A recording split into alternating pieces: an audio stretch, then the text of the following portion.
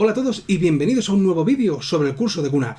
En esta ocasión vamos a hablar de la gestión de usuarios. Así que, ¡comenzamos!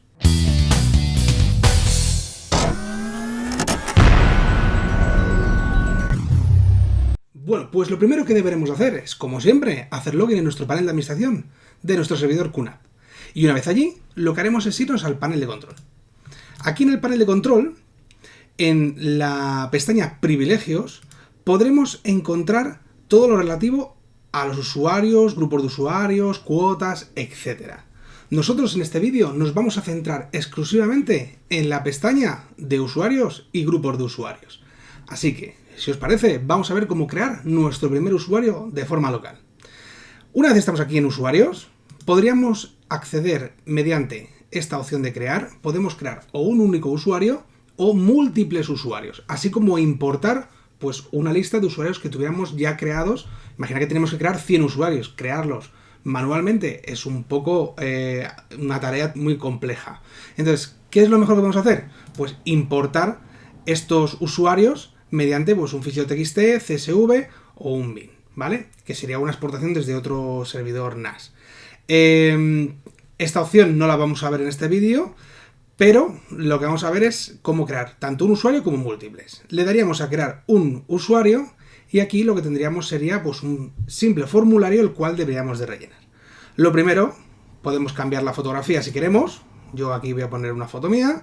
Aquí podemos poner una descripción del usuario. Y vamos a crear aquí el usuario. Bueno, pues yo en mi caso, por ejemplo, mi usuario va a ser este. Aquí voy a ponerme una contraseña. ¿Veis? Aquí abajo justo también nos va a decir la complejidad de esta contraseña. Si en vez de poner esta, pusiéramos una que no contiene, por ejemplo, un nivel mínimo de complejidad, combinando mayúsculas, minúsculas, caracteres alfanuméricos, etcétera, nos lo va a indicar aquí. Entonces aquí volvemos a poner la contraseña que había puesto, que es robusta. Aquí volveríamos a repetirla. Aquí podríamos establecer pues, un número de teléfono, un correo electrónico, etcétera, ¿vale? Y podríamos marcar la opción de que nos enviara un email cuando este usuario sea creado. Pero claro, aquí habría entonces que rellenarlo, sería obligatorio. Yo no voy a marcarlo. Y luego aquí a la derecha nos encontramos con los grupos de usuarios y los permisos.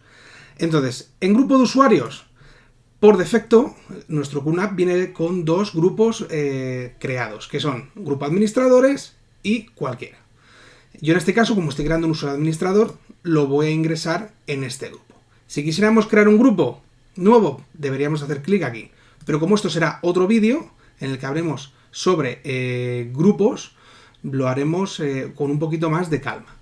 Aquí, en permisos de carpetas, pues podremos aprovechar directamente la propia creación del usuario a qué carpetas queremos dar acceso. Cuando veamos el vídeo sobre grupos, ahí ya os mostraremos, por ejemplo, pues crear un grupo desarrollo, por ejemplo, y que tenga acceso a carpetas web o que tenga acceso a la carpeta, por ejemplo, usuario, yo qué sé, multimedia, pues que tenga acceso a la carpeta multimedia, fotos, vídeo, etcétera. ¿Vale? Aquí lo que podríamos hacer es dar permisos al usuario de forma individualizada. RO significaría solo lectura, RW sería escritura o denegar que no tendría acceso. Y aquí simplemente con cambiar la opción nos bastaría. Y luego aquí abajo podríamos editar qué permisos va a tener este usuario en las diversas aplicaciones. Sería elegir las aplicaciones a las que queremos que tenga acceso. Daríamos a crear, una vez verificado esto, y el sistema va a crear este usuario. Pero ojo, este usuario es local. En otros vídeos más adelante hablaremos de usuarios de LDAP para que haya sincronización de usuarios en un punto y el resto de servidores NAS pues, se conecten a él para obtener la lista de usuarios global, dijéramos. Ahora, ¿qué más podemos hacer aquí? Bueno, pues como veis, este usuario ya ha sido creado y aquí tendríamos un acceso a unas funciones como si dijéramos accesos directos. Bueno, pues aquí podríamos cambiarle la contraseña directamente a este usuario, que no lo solicitara, por ejemplo, o podríamos cambiar su perfil de cuenta, la descripción que le hemos creado antes, incluso programar pues una deshabilitación. Queremos que deje de este usuario estar operativo el 31 de marzo. Podríamos también añadir aquí también su correo electrónico y su teléfono, es decir, los datos que en el alta pudimos cumplimentar y que por alguna razón no teníamos o no quisimos. Luego también aquí pues podemos agregar, modificar, el grupo al que pertenece este usuario y aquí a las carpetas de red a las que tiene acceso. Y aquí las aplicaciones.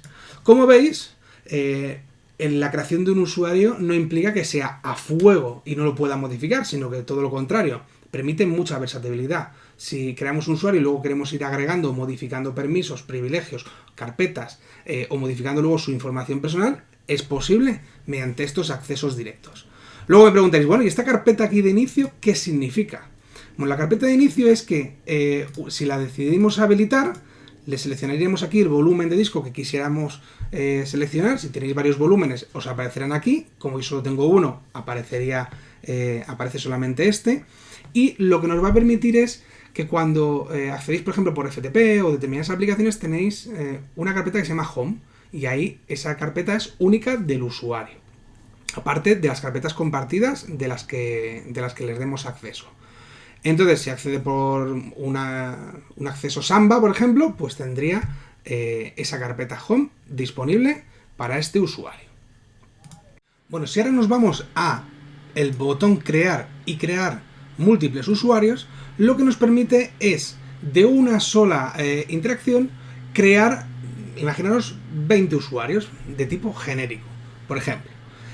Aquí, en prefijo del nombre de usuario, pues por ejemplo, imaginar que queremos crear usuarios de tipo temp, ¿vale?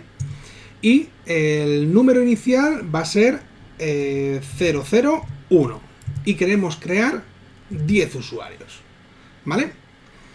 Ahora le vamos a establecer a todos una contraseña por defecto. Por ejemplo, vamos a ponerle, no sé, enero.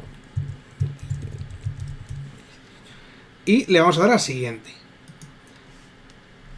Ahora lo que nos va a preguntar es si queremos crear una red privada con ellos, ¿vale? Le vamos a decir que no. Y entonces ahora lo que va a crear va a ser 10 usuarios, como veis, con estos privilegios. Si hubiéramos dicho que sí, pues tendríamos que modificar una serie de opciones que, si queréis, vamos a crear, ¿veis? Ahora mismo ha creado los 10 usuarios. Vamos a ponerlo aquí más grande para que veamos, ¿veis? Han creado los 10 usuarios. Ahora vamos a hacer lo mismo, pero diciéndole que sí. Vamos a crear el usuario temp. Vamos a poner a test para que veáis que hay una diferencia. Vamos a empezar al 10 y vamos a crear 3 usuarios. Establecemos nuevamente aquí la contraseña que tendrán por defecto y ahora decimos que sí. Vamos a crear una compartición de red privada. Vamos a decir que sí y entonces aquí lo que vamos a crear es un recurso compartido de red privado para este grupo de usuarios. ¿Queremos que este recurso compartido esté oculto en la red? Pues esto es una cosa que tenéis que decidir vosotros. En un principio yo diría que no, para que así sea visible para todo el mundo. Y si queréis utilizar el bloqueo de archivo o blocks. Esto siempre por defecto yo lo dejo que sí. Le decimos siguiente, entonces ahora va a crear estos 3 usuarios y un recurso compartido exclusivamente para estos 3 usuarios. ¿Vale? Si nos vamos aquí ahora a test y vamos a las carpetas compartidas, vais a ver que se ha creado, cada uno tiene su carpeta compartida test y, por ejemplo, el usuario test1 va a tener acceso a su propia carpeta test1, pero no tendrá acceso a test2 y a test3. Si entramos en test2, será a la inversa. Tiene acceso a su carpeta test2, pero no a test1 ni a test3. ¿Vale? Y esto es todo en lo relativo a crear usuarios múltiples de una sola atacada. Si ahora nos vamos a grupos de usuarios, que bueno, como veo que nos ha sobrado un poquito de tiempo, lo vamos a ver en este mismo vídeo. Aquí, como veis, teníamos los dos grupos que os comentaba. Aquí podemos ver incluso los detalles o crear incluso descripciones, y aquí veríamos hasta los usuarios que estuvieran en ese grupo. Si creáramos más, podríamos verlos, ¿no? También en Everyone podríamos ver los permisos de las carpetas o cualquier otra cosa. Es muy similar a lo que hemos visto con usuarios, pero ahora es con grupos. Lo que os decía, podríamos crear un grupo que sería, por ejemplo, desarrollo web, y aquí lo que diríamos, ¿qué usuarios tienen permisos para acceder a esa carpeta? Bueno, pues podríamos indicar que este usuario tiene que tener acceso y crearíamos este grupo, ¿vale? Si ahora queríamos crear otro usuario, por ejemplo, que fuera entretenimiento, y le vamos a decir que admita al usuario ese Ambrosio, y aquí pues que solamente tenga acceso de escritura y lectura a la carpeta multimedia, pero a todas las demás no tenga, ¿vale? Entonces, en este caso, ¿veis? Aquí abajo tendríamos el resumen. Le daríamos a crear y ya tendríamos nuestro grupo completamente configurado. Y bueno, esto ha sido básicamente todo lo relativo a usuarios y grupos de usuarios. Ahora mismo quedaría una parte por hablar, que sería la parte de cuota. Cuando hablamos de cuota, podemos indicar que los usuarios tengan un tamaño máximo que puedan ocupar. Entonces podemos decirle que, por ejemplo, que cada usuario tenga un máximo de, por ejemplo, 100 gigas de su almacenamiento, que tengan ahí disponibles para ellos y que no puedan excederlo. Yo, desde luego, la cuota no me gusta habilitarla, a no ser que haya muchísimos usuarios, y entonces, bueno, pues para evitar un poquito que una persona acapare todo el espacio disponible, pues sería recomendable habilitar las cuotas. Si no, pues yo recomiendo no tenerlas habilitadas. Y ahora sí, deciros que esto ha sido todo. Esperamos que os haya gustado el vídeo.